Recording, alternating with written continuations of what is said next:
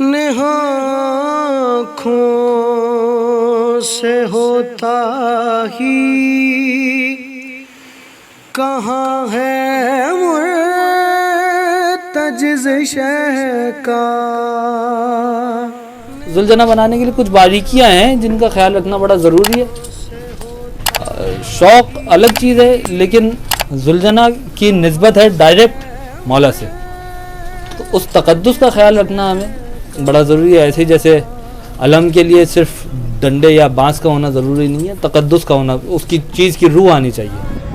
खुदा का है जहाँ बकिया वहाँ है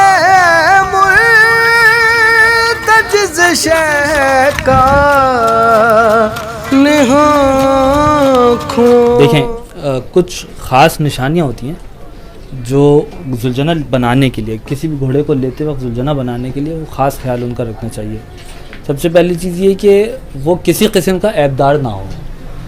ऐबदार से मुराद ये है कि कहीं कोई ऐसा चोट का निशान या रिजेक्टेड हो किसी भी किस्म का, या उस पर किसी किस्म की सवारी हुई हो, क्योंकि जुलझना बनाने का मकसद बेसिकली ये होता है कि वो मौला की सवारी होती है। तो मौला की सवारी बिल्कुल ऐसे वो नहीं हो सकती किसी और की सवारी बनी हुई, जैसे कोई झूठा खाना हम नज़र के लिए नहीं रख सकते। तो जिस तरह हम झूठा खाना मौला की नज़र के लिए रख नहीं सकते, उसी तरह से हम झूठी सवारी भी मौला की सवारी के लिए पसंद नहीं कर सकते मौला को, क्योंकि हम तोहफ़ा पेश कर रहे होते हैं। एक और चीज़ होती है, अबलग होते हैं घोड़े जिनमें मुख्तलिफ कई दाग आ रहे होते हैं, या 6 से ज़्यादा निशानात जिसम पे आ जाएँ तो वो अबलग में शुमार होता है। अबलग शिमर का घोड़ा था, उस चीज़ का ख्याल रखना हमें ज़रूरी है। फिर ये देखें, ये भंवरें हैं इसकी, ये भंवर है, ये है इसकी भंवर, ये कमर के ऊपर ये जो बाल हैं ये भंवर है इसकी। ये भंवर 2 से ज़्यादा नहीं होनी चाहिए, बल्कि 2 भी ना ही हो तो बेहतर है। भंवर 1 से ज़्यादा ना हो तो सबसे बेस्ट है। नर होना चाहिए, मादा नहीं होनी चाहिए। इस जुलझना में कुछ ख़ास अलामतें हैं। इसका नाम हमने उकाब बादशाह रखा हुआ है। उकाब बादशाह तारीख़ में 2 गुज़रे, एक करबला के मैदान में थे और एक रसूलुल्लाह सल्लल्लाहु अलैहि वसल्लम के पास थे। रसूलुल्लाह के पास जो उकाब थे उसकी ख़ास निशानियाँ ये थी कि वो सुर्खी माइल, यानी कि सुर्खी माइल आजकल का ब्राउन और उस पर स्याही माइल शेड, तो इसमें ये दोनों चीज़ें हैं, सुर्खी माइल ब्राउन है और काले और ब्राउन का मिक्सचर आ रहा है, ब्लैक ब्राउन कलर आ रहा है। फिर 3 टांगें उसकी सफ़ेद नीचे से थी और एक टांग अपनी असल हालत में, जैसे कि ये 3 टांगें इसकी नीचे से सफ़ेद आ रही हैं और एक टांग इसकी अपनी असल हालत में आ रही है, ये दाएँ टांग। फिर उसकी जुल्फ़ें, उसकी गर्दन के बाल जो हैं वो दाईं जानिब गिरते थे। ये माशाल्लाह ये निशानी भी इसमें मौजूद है, दाईं जानिब ही इसकी बाल गिरते हैं। एक निशानी और थी, वो माथे पे, माथे से नाक तक वो सफ़ेद निशान आता था, तो नाक पे तो आ रहा है, माथे पे छोटा सा है, वो ज़्यादा बड़ा इसके नहीं है। वरना जो असल उकाब बादशाह रसूलुल्लाह के थे, उनके माथे से नाक तक ये पूरा हिस्सा ऐसे सफ़ेद हुआ करता था। ये एक निशानी की थोड़ी सी कमी है, बाकी निशानियाँ तकरीबन इसमें पूरी हैं, जिसको ख़ास तौर पे हमने मद्देनज़र रखते हुए इसको जुलझना बनाने का फ़ैसला किया था।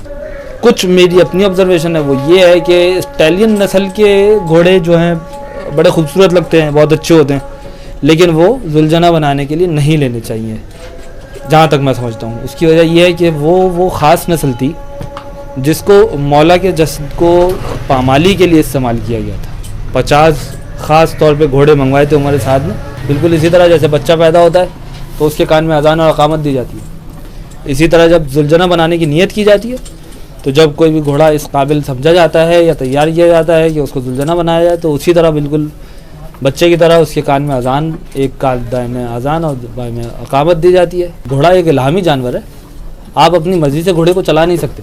घोड़े में रूहानियत होती है, घोड़े को बहुत सारी मखलूक़ात और बहुत सारी चीज़ें नज़र आती हैं जो आमतौर पर इंसानों को नहीं नज़र आती। जब तक हमने अजान अकामत नहीं दी थी उस वक्त तक काफ़ी ज़्यादा गर्म मिजाज था। जब हमने लिया था, हमने गुजरात से लिया है इसको, और हमने जब वहाँ से लिया था तो उस वक्त मिजाज ऐसा था कि हम पूरी रात, एक रात पूरी रात कोशिश करते रहे बावजूद, लेकिन उसको सवार नहीं करा सके यहाँ कराची लाने के लिए। लेकिन जब हमने अजान अकामत दे दी उसके बाद मिजाज में ऐसी तब्दीली आई कि शायद वो अपने मकसद को पहचान गया, समझ गया कि क्या है उसका मकसद जाने का।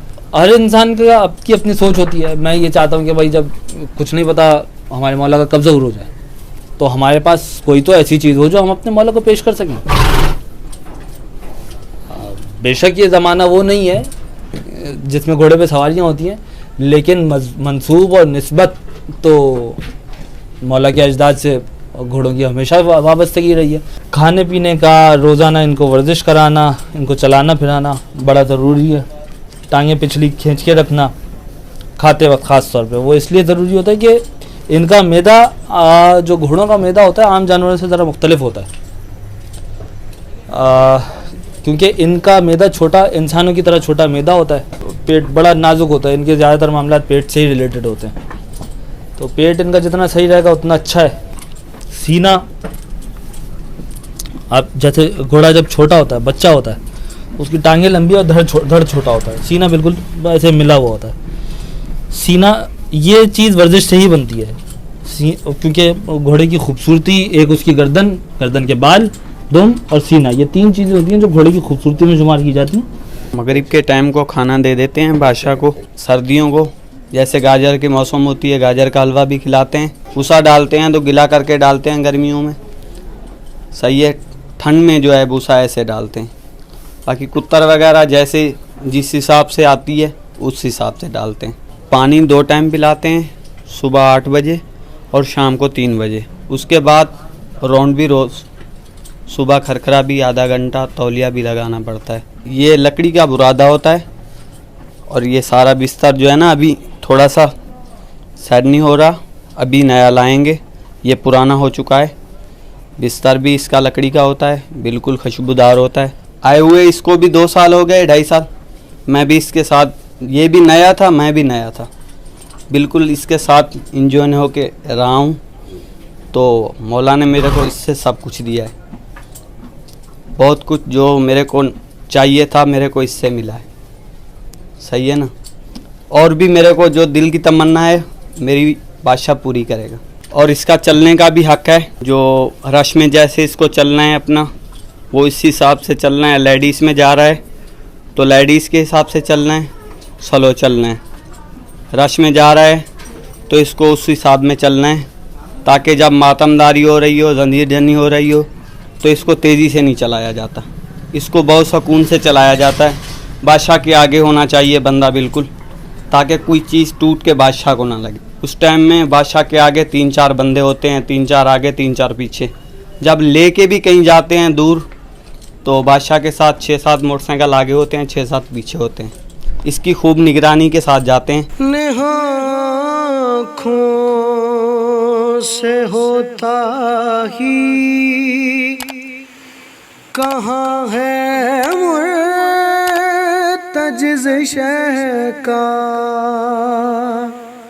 खुदा का है जहाँ बकिया, वहाँ है मुर्तजिज़ शह का। आँखों से होता ही कहाँ है मुर्तजिज़ शह का, मुर्तजिज़ शह का।